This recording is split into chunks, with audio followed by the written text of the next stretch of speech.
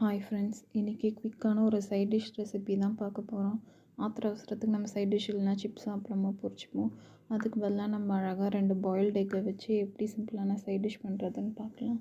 இப்போ நமக்கு தேவையானது 2 பாயில்டு எக். அதை இந்த மாதிரி குட்டி குட்டியாக ஸ்லைஸ் பண்ணி வச்சுக்கலாம்.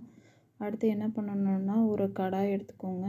அதில் கொஞ்சம் ஆயில் ஸ்ப்ரே பண்ணி உளுந்து, கடுகு, மஞ்சள் பொடி, மிளகாய் பொடி, கொஞ்சம் உப்பு இதை போட்டு நல்லா பிரட்டிக்கோங்க. இது தீயாமல் ஜஸ்ட்டு ஒரு டூ மினிட்ஸ்க்கும் கம்மியான டைமில் நல்லா பிரட்டிக்கோங்க. இப்போ நம்ம ஸ்லைஸ் பண்ணி வச்சுருக்கிற எக்கை இதில் போட்டு பிரட்டினிங்கன்னா வித்தின் 2 மினிட்ஸில் இது நல்லா இதுவாகிடும், பிளெண்ட் ஆகிடும். பிகாஸ் இது குட்டி குட்டியாக ஸ்லைஸ் பண்ணியிருக்கிறதுனால மசாலா உங்களுக்கு எல்லா இடத்துலையும் இருக்கும். ஸோ தட் நம்ம முன்னாடி நம்ம ஹாஃபாக போட்டு சாப்பிடுவோம். அப்போ வெளியே மட்டும் மசாலா இருக்கும், உள்ளே இருக்காது.